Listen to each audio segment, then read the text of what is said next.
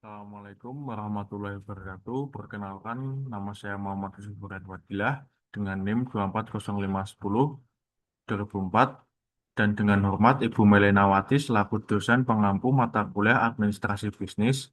Di sini saya akan menjelaskan hasil pekerjaan tugas bab 8 tentang Sistem Informasi Administrasi yang mencakup tiga bagian, yaitu yang pertama studi kasus PT Maju Bersama, implementasi ERP di PT Maju Bersama, kedua soal pemahaman, dan ketiga tugas analisis pada sebuah studi kasus nyata.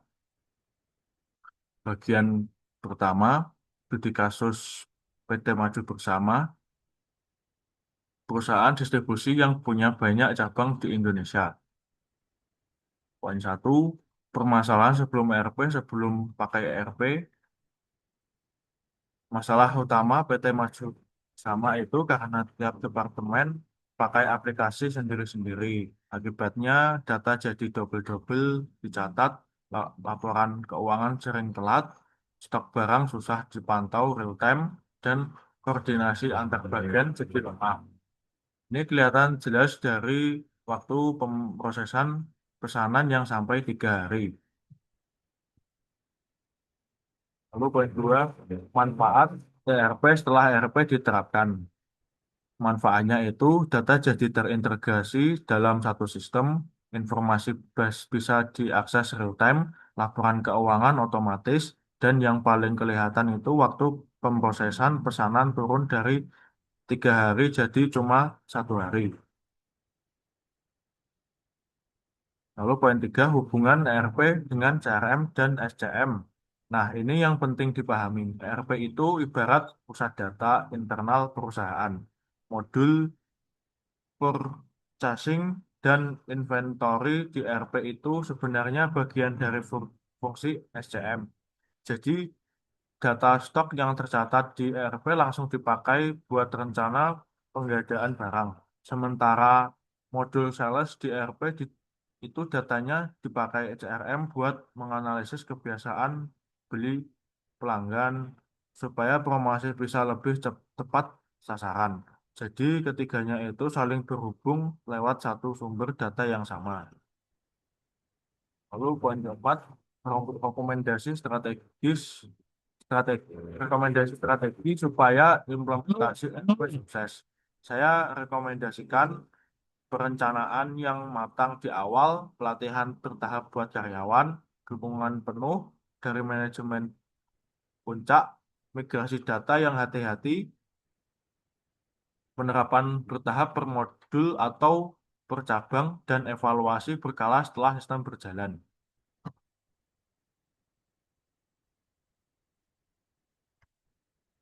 Lalu bagian dua, soal pemahaman. Soal pertama yaitu pengertian sistem informasi administrasi.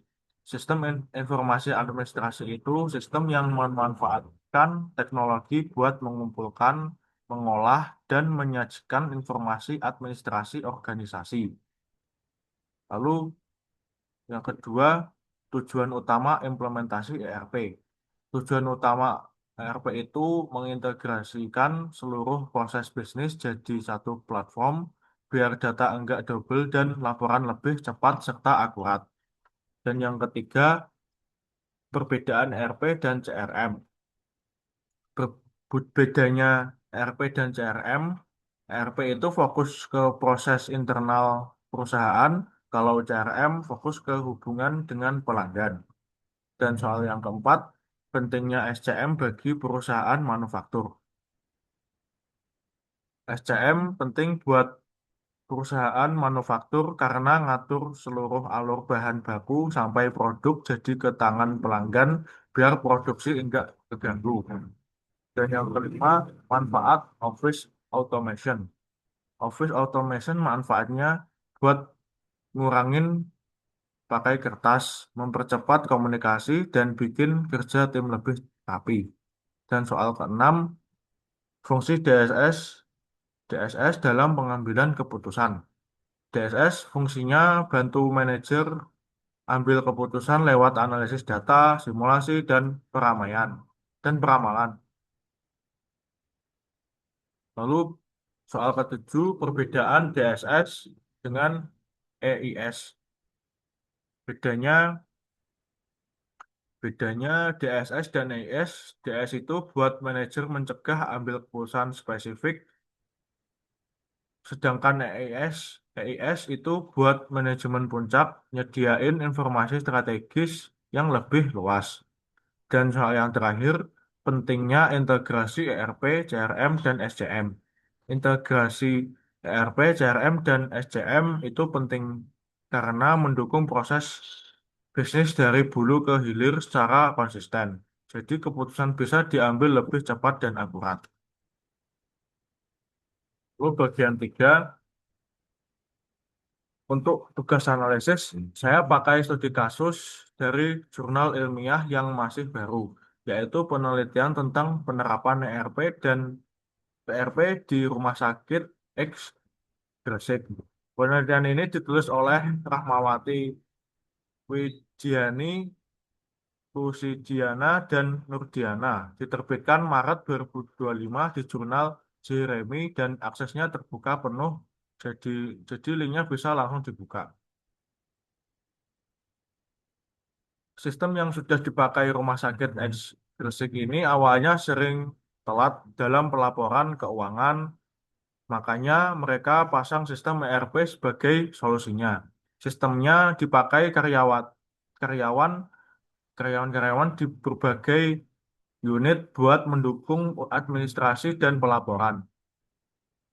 Analisis penerapan ERP, CRM, SCM, dan lain sebagainya. Menurut penelitian ini, ERP-nya sudah jelas diterapkan. Dan penelitian ini justru fokus mengukur penerimaan karyawan terhadap sistem itu pakai metode PAM.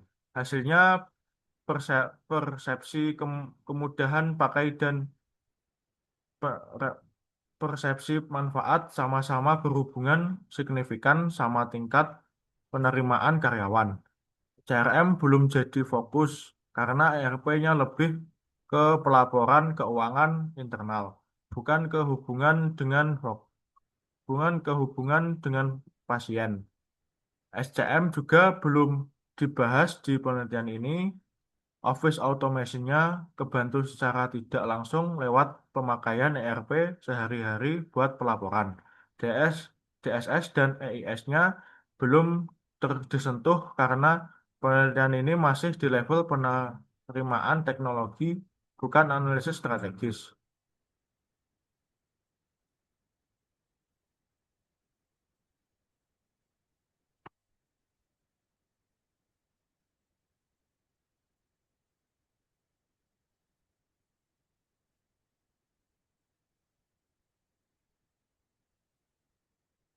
Lalu rekomendasi pengembangan. Saya merekomendasikan melakukan monitoring dan evaluasi berkala sesuai saran penelitian, memperluas ERP ke modul lain seperti inventory dan HR, mengembangkan fungsi CRM buat hubungan ke pasien, menambahkan modul DSS buat analisis manajemen, dan terus melakukan pelatihan berkelanjutan ke karyawan.